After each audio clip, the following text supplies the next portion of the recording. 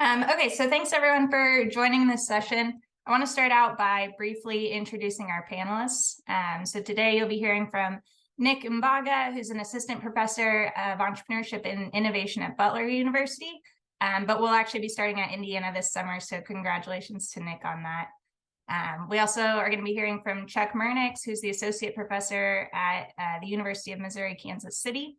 Erin Powell, who's the Associate Professor of Entrepreneurship at North Carolina State University, and then Brett Smith, who's the Cintas Chair in Entrepreneurship and the founding director for both the Center for Social Entrepreneurship and the L.I.F.E program at Miami. So first off, thank you all for your time today. We're really looking forward to hearing your thoughts. And then for all of our participants, if you have any questions throughout, go ahead and put them in the chat or hold them until the end, and then we'll have a Q&A session. So to start, I'd like to point out that while there's not much research within entrepreneurship looking at religion and identity together yet, we know that religion is often important to entrepreneurs in practice. So to start, I want to ask our panelists if and how they've seen religion in their own research. And this question is for everyone. So go ahead and jump in. I would say, Brett, do you want to kick that off, or is Brett? No, I don't want to kick that off. I want Erin to kick that off. Okay.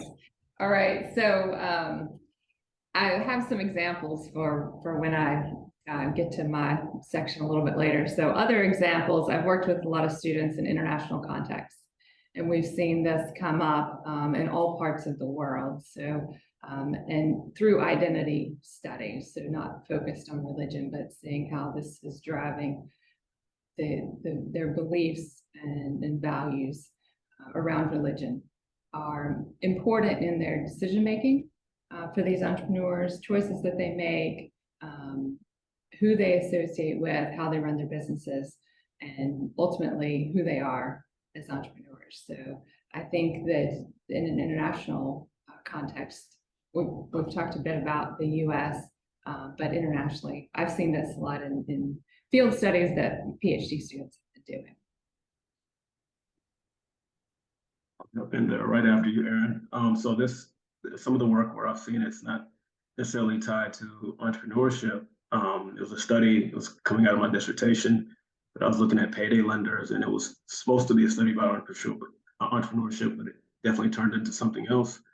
But what I found interesting was that a lot of the employees that work for these payday lenders, if you're not familiar with them, it's entrepreneurs who charge really high interest rates for short-term loans.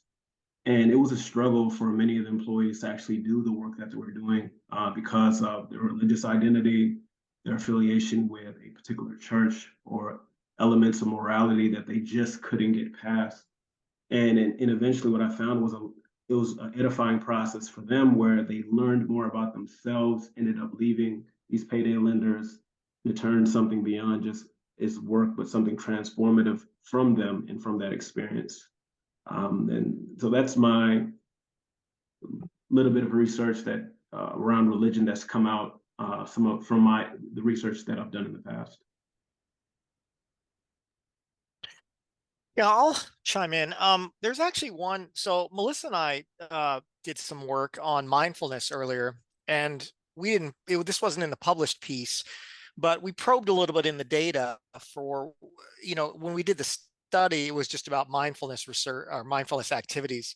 But when we probed the data a little bit, we went back to the entrepreneurs to get a little more granularity in the study and asked them what types of mindfulness do they practice, because there's a lot of different ways to do mindfulness, whether it's just meditation or whatnot.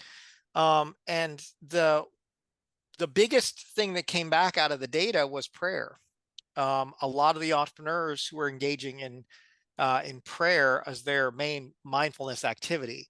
And again, when we didn't break those different types out when we did the analysis, but I think that speaks back to Ken's point in his keynote address when he's talking about taking spirituality or religion out of meditation. This kind of showed the opposite. It showed that a lot of but it's very congruent with what he found, that it's a prevalent practice in the entrepreneurship community. At least that's what we interpret it as, and just not something that we really were paying enough attention to. So Yeah, I mean, that's one thing that definitely sparked our interest in this. Yeah, and I think we've seen it across a number of studies, going back to the work with Melissa and Jeff, even and Michael before that, even on theoretical pieces to say, hey, this is an area. Go back to Paul Tracy's work, right? It's identified as identity is likely something that is highly salient as we get into the space of religion, and I think in entrepreneurship we know it's salient as well, and so you start to see lots of work in and around this space. Like many of the conversations I'm having with doctoral students, it's one of the first questions I ask is theoretically, if we're in these broad domains, what about identity? And so I think that there is not only identity issues going on, but I think it's across multiple levels of analysis. I think an awful lot of what we talk about is at the individual level, and that's awesome. And there's great work there. But I think it is also true at other levels of analysis. We've got a couple of studies going on with several people, Michael and Jess and others, at the organizational level, and even some of the work that I had done prior that wasn't entrepreneurship related with Glenn Kreiner, who we'll hear from later, is really at the org level and what happens to a religious identity. And we did some work with the Episcopal Church when they went through a real identity crisis. And so I think that you see it is highly salient. It does really cut across levels of analysis. And look, I think there's lots that can be done in and around this space. Again, we've talked about it a couple of times today, but both positively and negatively. What are some of the benefits that come out of it? What are some of the challenges? So I'll sort of pause there. Awesome. So our next question is for Erin specifically on fieldwork considerations for collecting this kind of data. Can you provide any best practices, important things to consider, or concerns to be aware of when trying to get people to talk about their religious identities, building from your own fieldwork on identity? Sure. So I heard the question beforehand, so I prepared some comments. So I'm approaching this from a grounded theory perspective, which is what I have mostly done in my own field studies. And I've seen a lot of grounded theory papers, though, either providing friendly feedback, friendly reviews to people. I've gotten a lot at JVV now, and I've also tried to teach a variety of, try to teach how to do grounded theory with PhD students.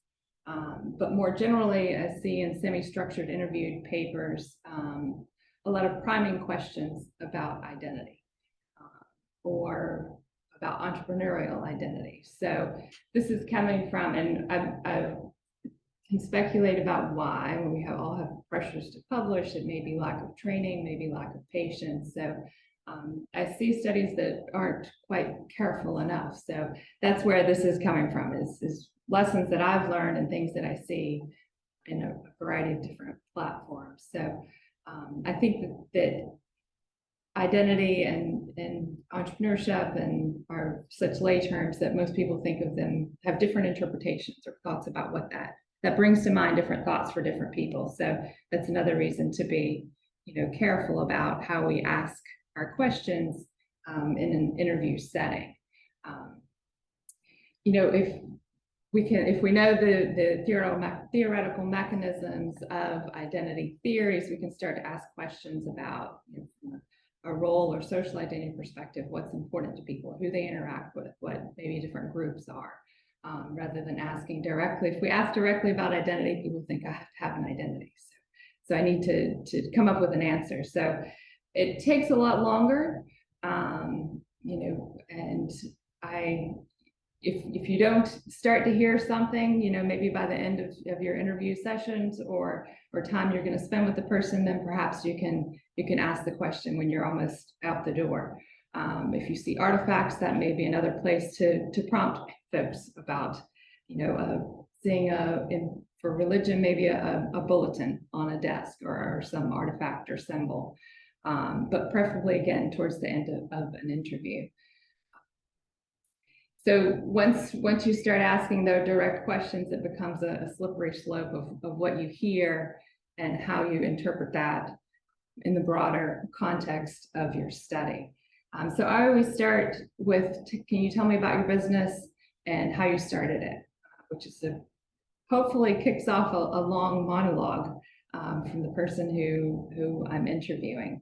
Again, it's slow. If identity is not important, it doesn't come up. If religion's not important, it doesn't come up. I went back to my 2014 paper because one of our core cases for multiple congruent identity is one of their core identities, social identities, role identities, was as a religious person, religious group they affiliated with, and then you could see that in their daily interactions with their employees and just in their lives at work. So I went back to see how, at what point in this process of spending 20 plus interviews, 40 plus hours, both in an office, conference room, interview setting, lots of plant tours, spending lots of time in this person's organization. When was it that religion even came to light? Because it was such a core part of that story. I never mentioned religion, and I also never mentioned identity in this study, but in the very first interview, this person started describing how he'd started, again, his organization, how he had worked as when in his late teens in a textile company, worked his way up through the organization. By the time he was 40, he had joined the executive team, and he said that in this particular year, they were overpaid, uncommitted, and financially driven. They were, what's in it for me?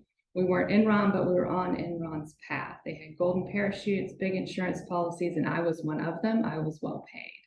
And so he went on and talked about his perspective on what was happening in the organization and reflecting on his own participation. And the 75-minute mark in that first interview is when he very first mentioned religion.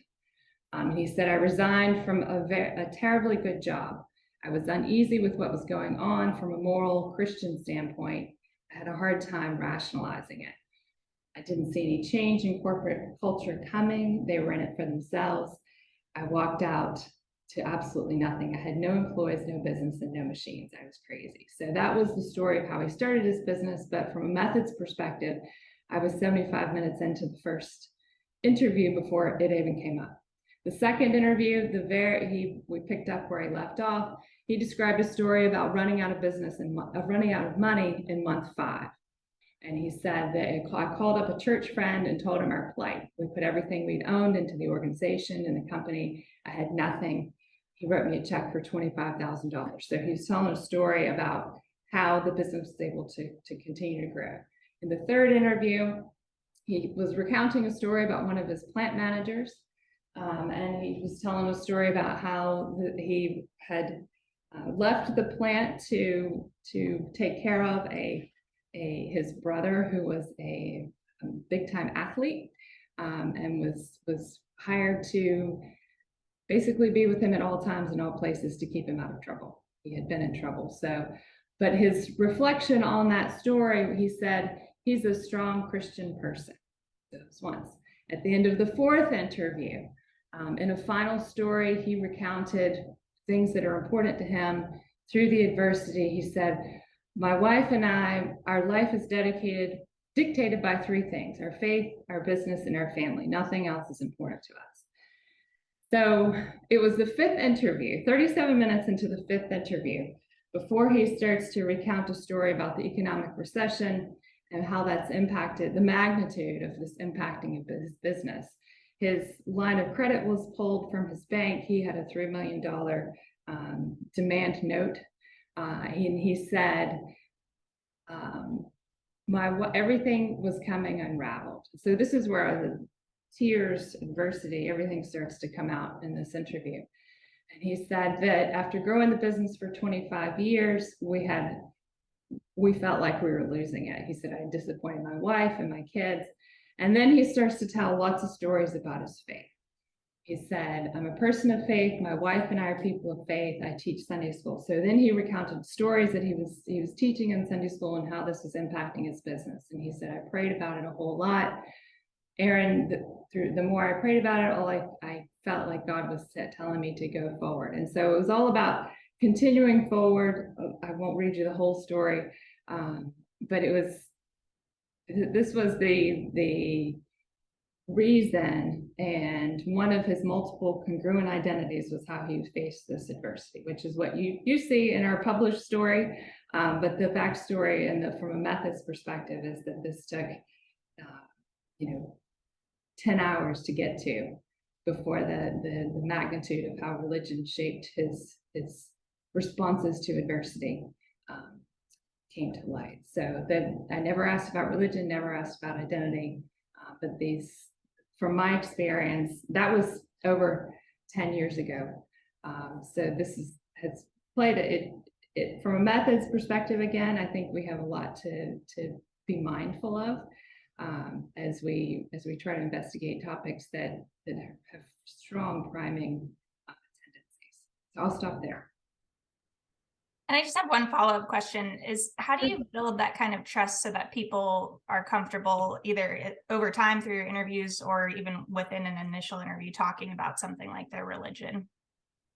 I think that I did spend a lot of time with this person. I've spent a lot of time with, as much as they'll give me time, I'll spend it with them. So I think that is being open and listening.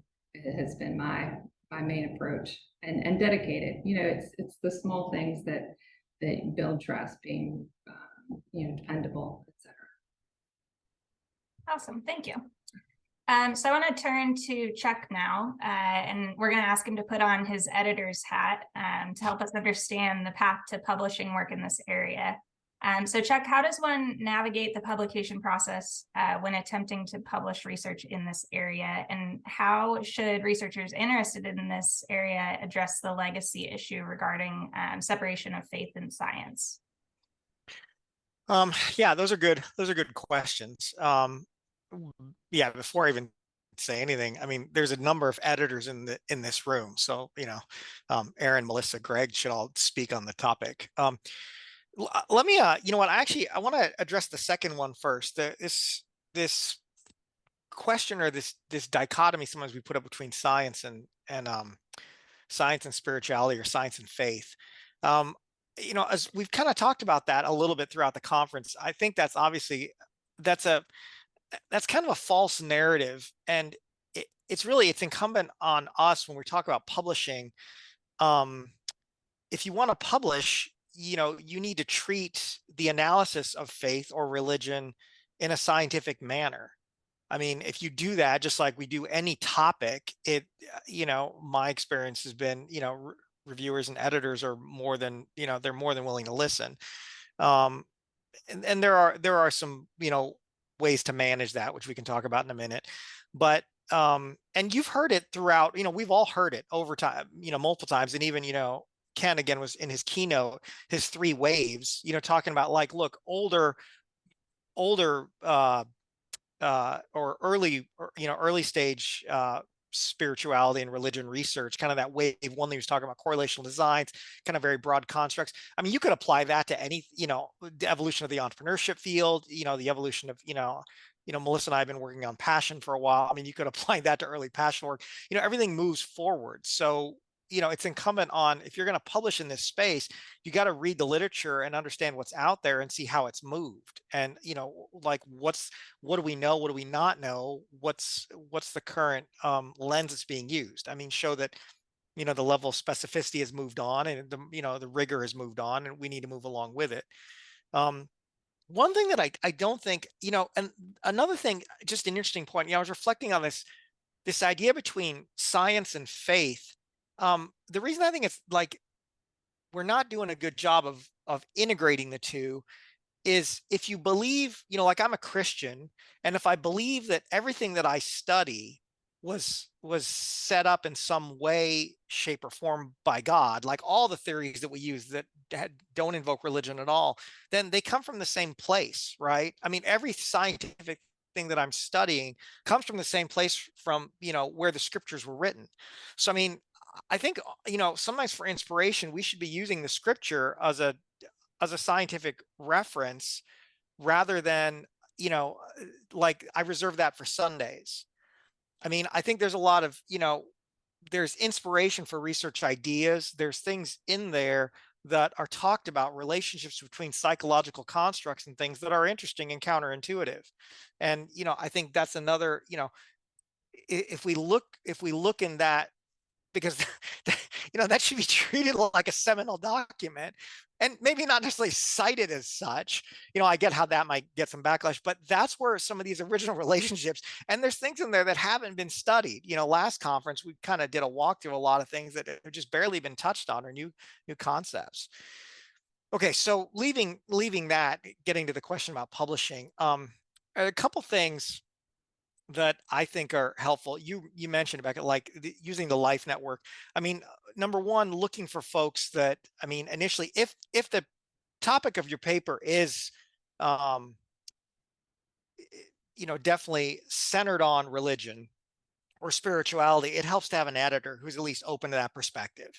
And, you know, so obviously understanding like who attend these conferences, who attends, who's at the different, you know, who's on the different boards of different journals for, you know, and may have, you know, at least an inclination or be open to faith-based projects.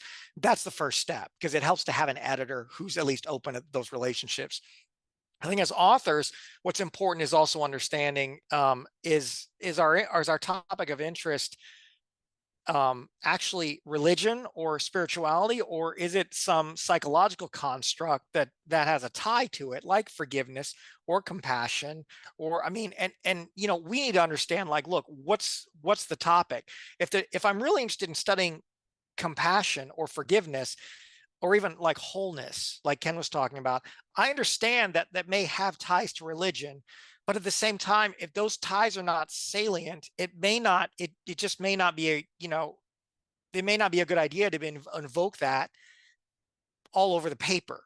I mean, you know, just like when we all know when we write papers, there are certain loaded terms, there are certain terms that are associated with certain ways we package things, you know, and you understand, like, look, I don't want to invoke certain types of reviewers. I don't want to invoke, because that distracts away from the core story I'm trying to tell.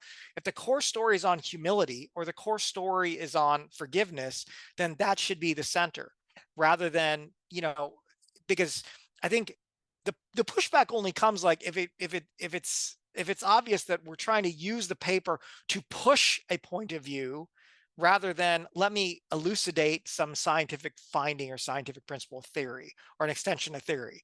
And honestly, we would get that pushback from anything. You know, I mean, I remember I've seen, you know, I was a doc student when effectuation was coming out. You would see pushback on effectuation papers. It was obvious they were just trying to push effectuation, not really trying to extend the, you know, extend the theory, or extend, you know, our theories of decision making and whatnot. So, you know, I don't think there's a lot of open hostility out there toward religion and spirituality. I just think, you know, like we keep hearing throughout the conference, it's incumbent on us as authors to, you know, do a good job as scientists. But that's just my take. Like I said, Greg, Melissa, you know, everyone else, Erin, you guys should offer your thoughts as editors. Yeah, Melissa put something in the chat. Do you want to add your comment as well, or I can read it for you? Trying to not join the conversation today, Becca, but sure. I'll keep my video off. I would just add, from a publishing perspective, and this was referred to earlier today, we need to make sure we're reading, understanding, knowing, citing fundamental core work from outside of entrepreneurship, whether you're drawing from psychology or from religion, spirituality, faith. There are long traditions in these fields. There's a lot of extensive knowledge there. We need to read it and know it, and not pretend that we're making up new stuff when we talk about this. Thanks for that. And then any other editor comments before we move on to our next topic? I mean, I'll add in one quickly. The sort of notion, I mean, my take on this is that as entrepreneurship scholars, we are studying behavior, people's behavior, and maybe at a micro level, maybe at a macro level, maybe at the intersection between the two. But ultimately, it's about individuals taking on agency, acting in certain ways. And it's undisputed that religion influences behavior. And so I think if you start from that premise and you're not, as Chuck's pointed out, trying to push a point of view, but just trying to understand and distill and explain the behavior of people, then by leaving religion out, you're almost doing a disservice to the reality, to the empirical reality of what's going on. So I think I think Chuck's pointing out that finding editors who you believe are open to that is incredibly useful. I heard Kathy Eisenhardt a few weeks ago saying she doesn't write papers for journals, she writes for particular editors. And you never really know if you're going to get the editor you want, but you've got a pretty good shot at most journals. So I think that's part of it. And then I think making it fundamentally about the behavior that people are taking and your arguments about explaining and truly understanding, explaining and accounting for that behavior and the outcomes that it generates. If we leave religion out of that, then we're missing a whole lot of stuff that's going on in the world. So that would be my sort of take. Those are all great points. Thank you all for that. So I'd like to move to Nick now to talk about future research opportunities. Many of you may know that Nick has a great review piece on identity research and entrepreneurship in JBV. So I've asked him to talk about what are some of the future research opportunities in this space. So for example, in your review piece, you highlight several opportunities like understanding how others influence identity and entrepreneurship, or looking at identity elements like conflict or enhancement or identity work. How can integrating religion with identity help advance some of these areas within entrepreneurship, within entrepreneurial identity? That's a great point. Thank you, Becca. So I want to actually use the framework based on our paper to kind of guide the conversation as different areas of opportunities that you can integrate faith into entrepreneurial identity research. So in our paper, we looked at really 4 conversations, but you can think of them as 4 lines or 4 streams of research in which you can park your research on faith within entrepreneurship. So one of the first areas was focused on distinctions. And when we think about distinctions, we're thinking about differences between entrepreneurs. So in this way, you can begin thinking about the fact of, if we're going to integrate faith into our research on identity and entrepreneurship, perhaps we can begin to think about it in a way where we look at faith-based or how faith influences, or how it's a central influence on entrepreneurs' identity versus how it's not. So you can look at faith-based entrepreneurs versus secular or non-faith entrepreneurs and begin looking at those identity dynamics. So one of the things when you begin, in my view, as you begin looking at that, there's 2 sorts of ideas or central components you need to think about. One is, when you integrate faith, what is unique about faith that you could bring in that would expand our horizon or expand the way we think about entrepreneurship? So one way you can think about it is, and this goes to Melissa's point, is bringing research from outside inside. So you can think about some of the work her and of course you, Chuck, have done on passion, bringing this idea of some of the emotion literature into entrepreneurship. Well, could we do that with faith? So in general, think about faith as a mechanism. How is it as a mechanism? How does that influence identity? So when we think about just defining faith almost as an unwavering trust in a higher power, that mechanism in general, could we bring that into entrepreneurship and apply it in a way that makes sense for the entrepreneurial process? Is there something around an unwavering trust around the founding process, an unwavering belief around inventing, or things of that nature? So you got to tie, these central components from identity and faith into the central components of what we know in entrepreneurship as we speak. Also, other components could relate to, think about reverence and what reverence means within a faith perspective, a deep respect for a higher power, or a deep respect for the collective or our colleagues or people within our specific identity. We can integrate those ideas as well into entrepreneurship to enhance our sort of thinking. And I also want to take this idea of when we're distinguishing between faith-based entrepreneur and, say, a non-faith-based entrepreneur, and how identity dynamics play out in that, we can think about other attributes such as humility versus promotion. When we think about entrepreneurship and identities focused on entrepreneurship, it's about being promotive, being passionate, being boisterous and almost outspoken. Well, faith kind of flips that, right? It's about humility. And when we think about humility and entrepreneurs who operate from a faith-based perspective, how does that shape entrepreneurial identities, or the way we think about entrepreneurial identity? So that's one form where we can think about it as in distinctions. From distinctions, we went to variations.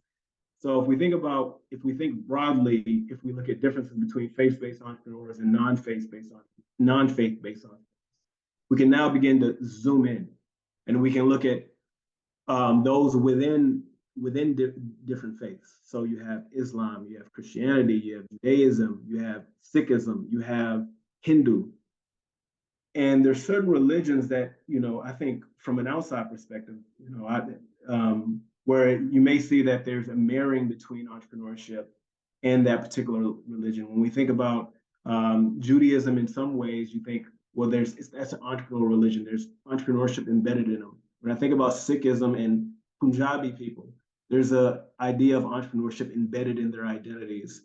And so you can begin to compare different groups, or you can begin to look at different groups and different identities within, and how they vary within this faith-based cohort of entrepreneurs or entrepreneurial thinking.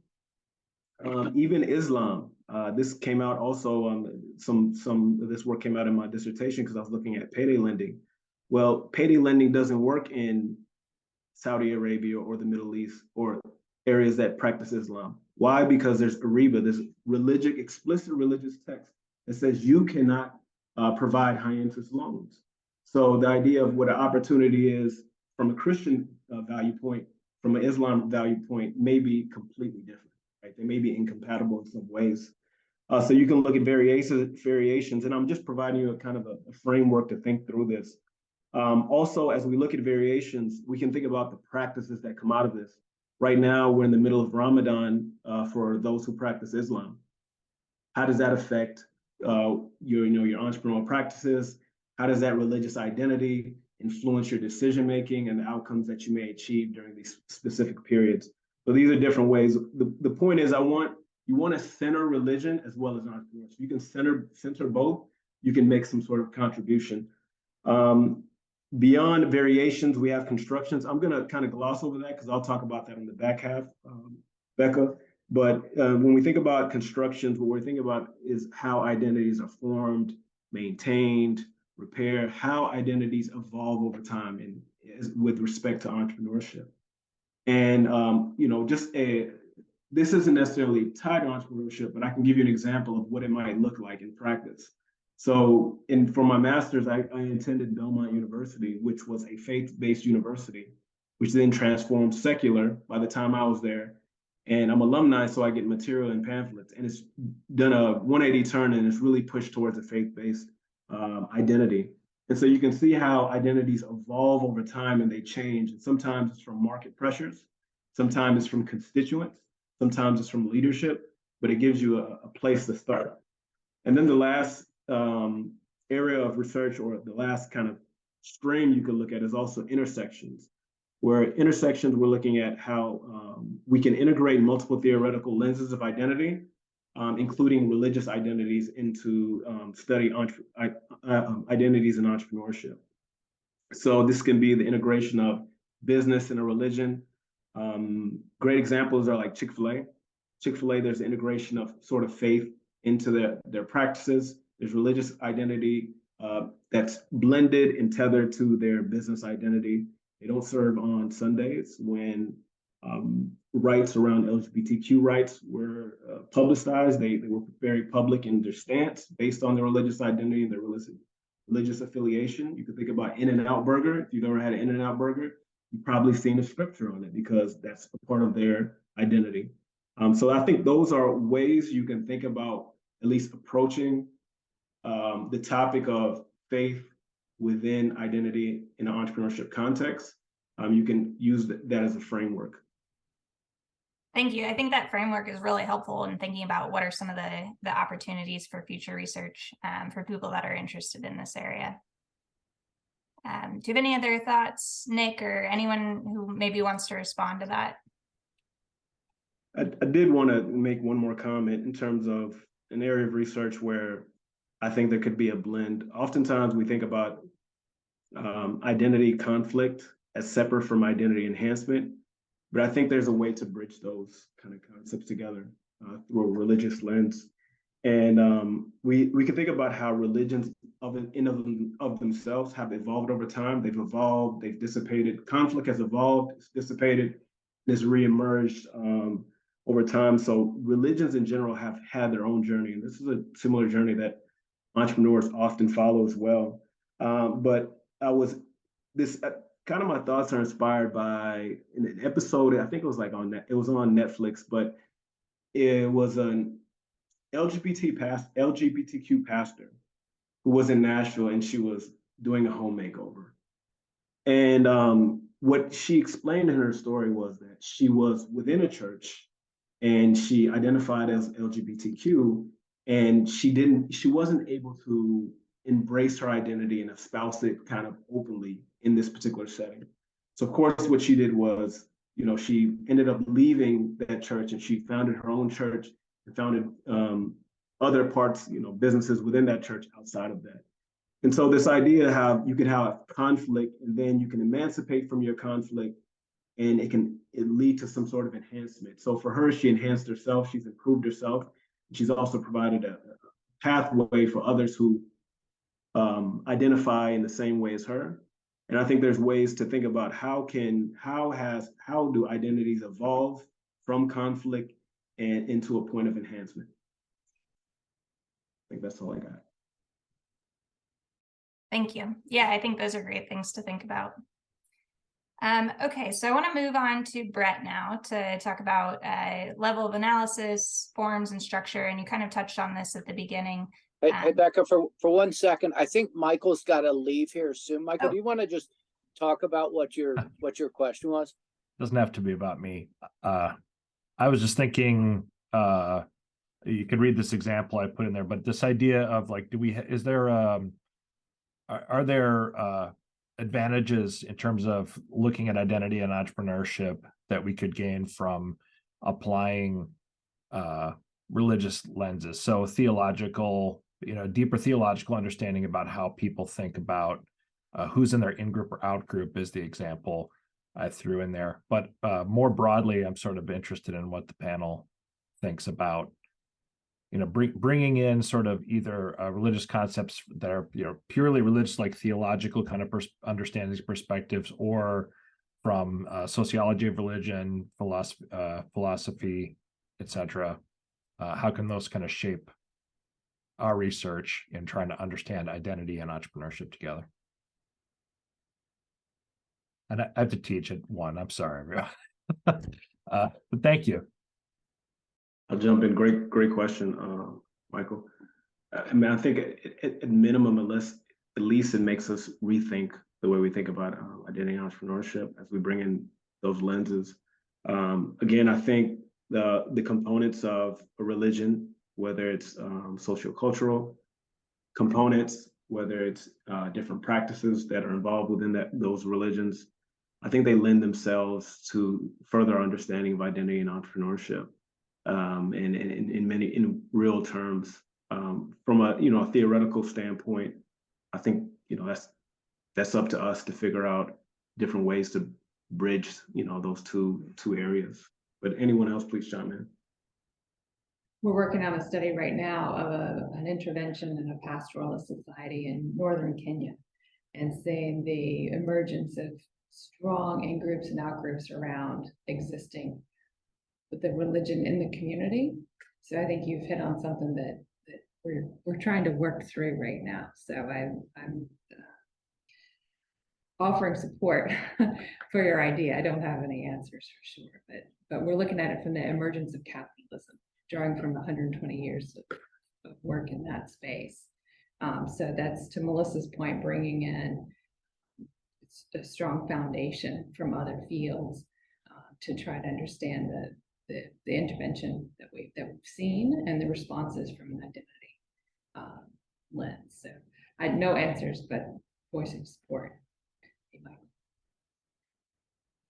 Yeah, I think to the last part of your question, Michael, about like theology and what can we do with it? How do we bring it in? Right. I think there's really interesting examples. I think in some of the other panels, people were talking about religion as what, right? Is religion your context?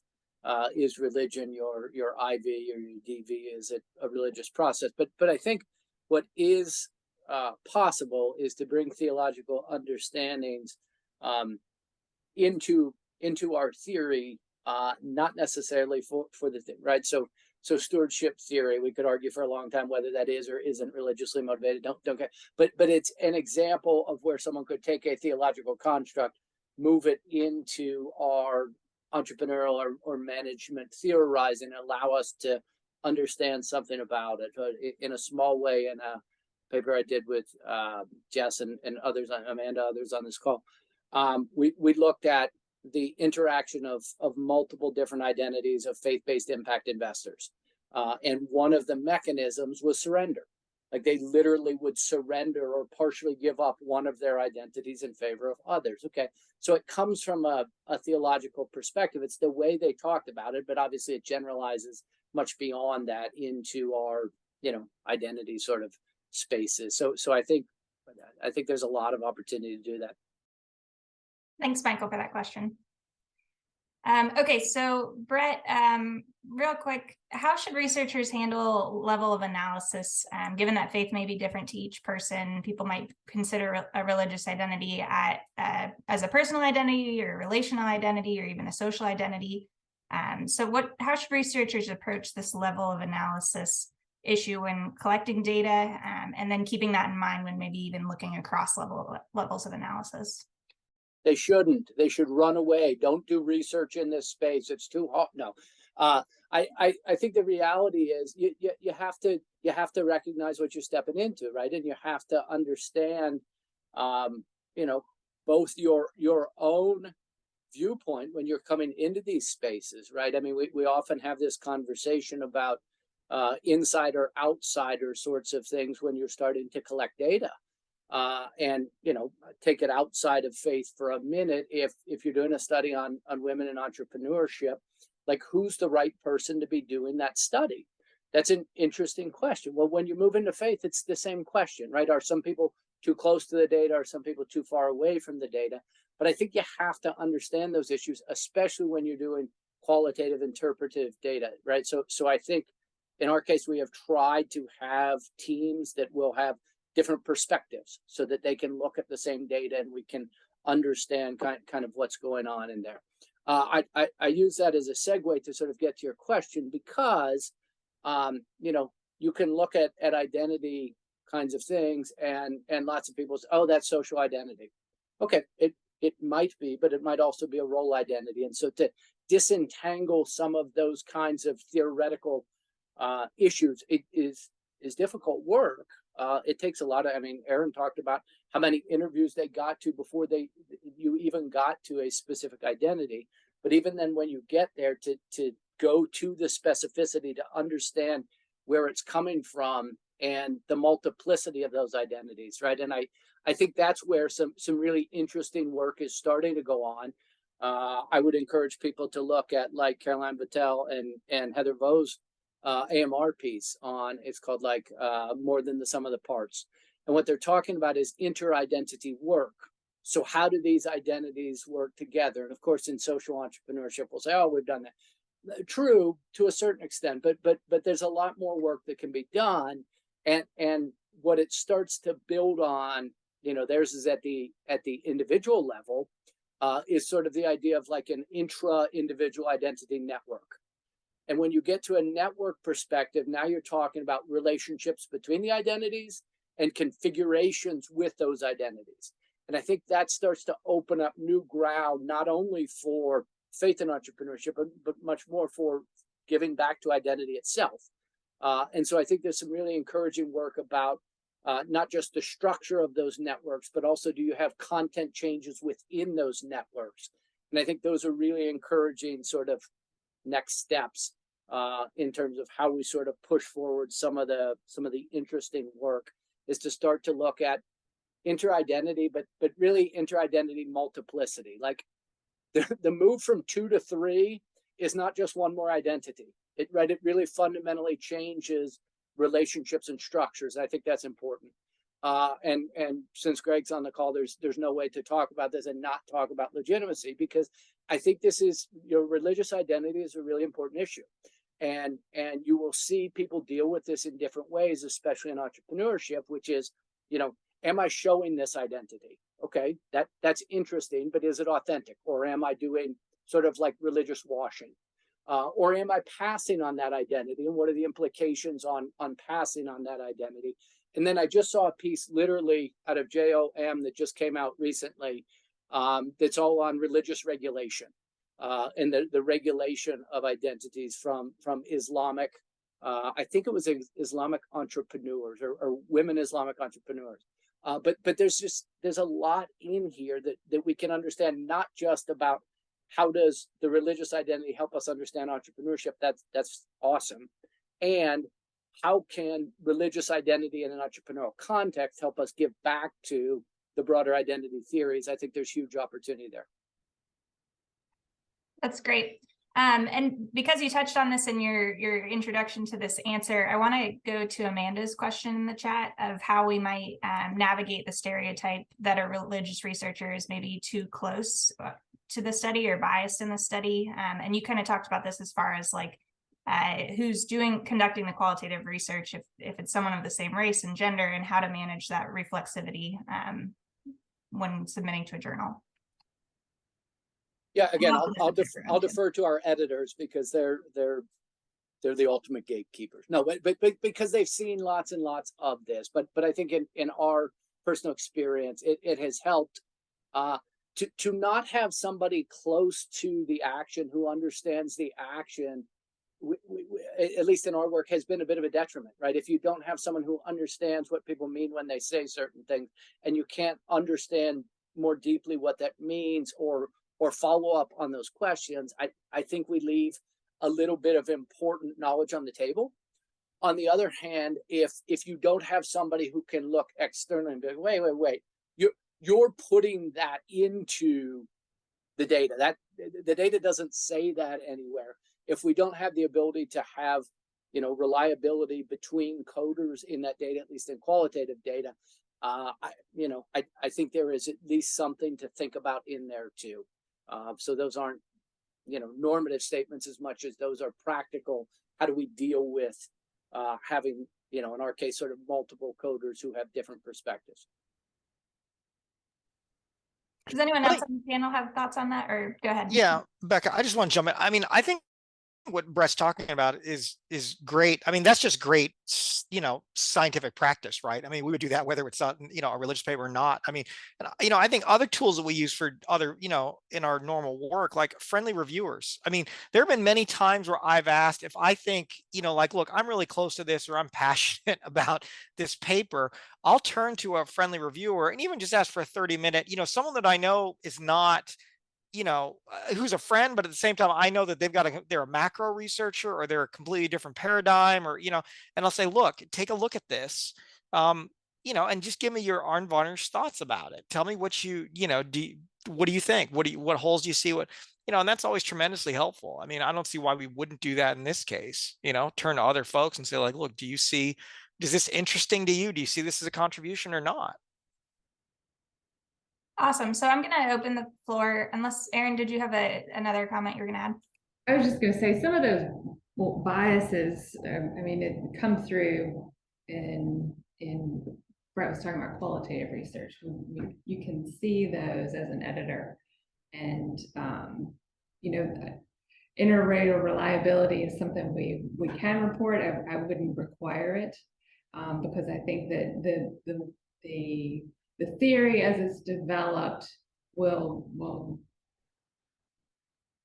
I'm searching for the right words. I think it will come through as theory that's being inducted, and extending what already exists or challenging it comes through as scientists. So I wouldn't say that's a requirement, but because then I've given that feedback too, friendly and otherwise, about maybe there's some bias in what's being written. So we see it in things that aren't necessarily religion. So to Chuck's point, as scientists, we're going to be aware of that, or should be aware of that anyway, no matter the topic. And there was a question earlier about how many interviews would be interesting for JBV. From my perspective, again, it's about they mentioned theoretical saturation. There's no minimum requirement of interviews. This is something that once you have reached some saturation, you feel like you're not learning anything else. Again, it's built into the theory that you're building. So that there would be no minimum or max to answer the question from my perspective. Everyone else may have something else. All right, I'd like to open the floor to general questions from anyone here. We have a couple in the chat, but go ahead. If you have a question, go ahead and unmute and ask the panelists. Hi. Yes. Hi, everybody. Can you hear me? Yes. It's good to be here. I'm first year PhD student, and I have a questions. And my big interest has been about identity change, and one of my context of interest is that for so many people, the entrepreneurial journey has been a big opportunity or challenge for people to know themselves and to be changed by that process. So I'm just asking if there has been any studies on number one, identity change, but more internally driven change. So for many people I've talked to, most of them are entrepreneurs, would be like they are surprised by how the journey will change them and so on. But there are also a few cases where I felt that people enter the entrepreneurial journey for the purpose of knowing who they are and being changed by the process. I'm just asking if there has been any study in that domain. Yeah. And then on unrelated thought is faith and religion and spirituality could be a driver for that journey. So there is that. Go ahead and jump in. There definitely has been some work. Fantastic question. But if you want to focus on the research area of identity work, any sort of what we call constructions, identity formation, identity change, you begin to find some text that will at least give you some clues in terms of what you look at. And that change both looks at external, so you can look at external pressures that force people to change, as well as internal pressures that force people to change. So you can even have different identities putting pressure on another identity. So a social identity, you could have a religious identity shifting or putting pressure to change someone's entrepreneurial role identity. And so I think if you drop on the research on identity work, you'll find some interesting insights. Yeah. Thank you. One quick follow-up then, since you mentioned that, I'm guessing that then there will also be literature on identity deconstruction, right? There should be, in sort of just formation and creation, there could also be destroying or deconstructing in the same vein. No, that's a fantastic question and good thoughts. So there's based on, and this is just based on the research that I've read and the team that I've read. There is work on some of the destruction of identity, how people can lose an identity or identity loss, and some of the emotions that come with that. But that body of research isn't as well trodden. So it could be an area that's ripe for further theorizing and further studying. Okay, great. Thank you. Yeah, that's helpful, because I drew that from the wisdom tradition, and it's an idea in many faith tradition that you are nobody, but then people sometimes see that as a negative statement, where actually it could be a very highly potential statement, right? It's an opportunity to be able to return to the nobody state or the identity free state. And that was the intuition that I got, and I wanted to find traction in literature on that.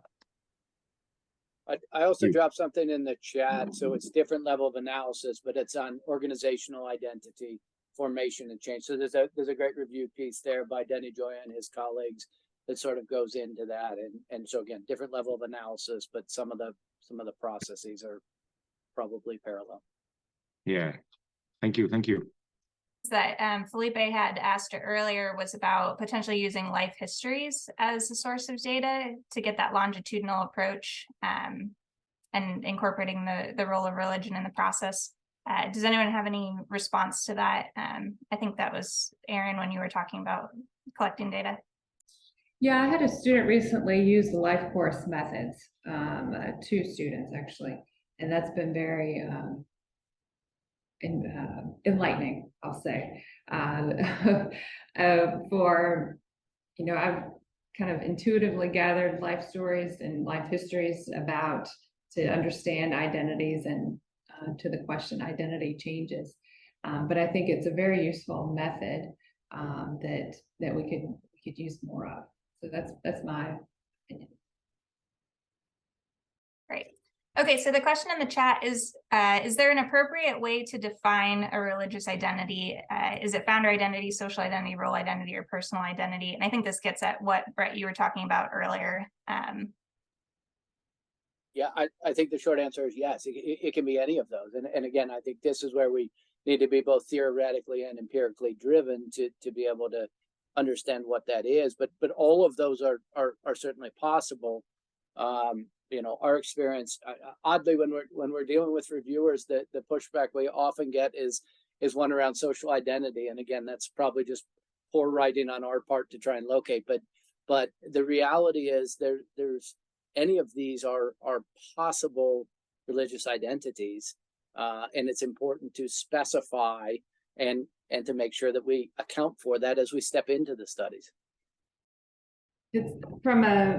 I think it's helpful to go back to those foundational identity theories to know what are the theoretical mechanisms of a social identity, and then what data do you need to provide to show that this is a social identity versus, in this case, it's also or not a role identity. What are the counter roles and the others who negotiate expectations? So as long as you're pulling from the theoretical mechanisms of each of these foundational theories and being able to show data that way, I think that helps you parse where each of these theories may be useful to the theory that you're developing.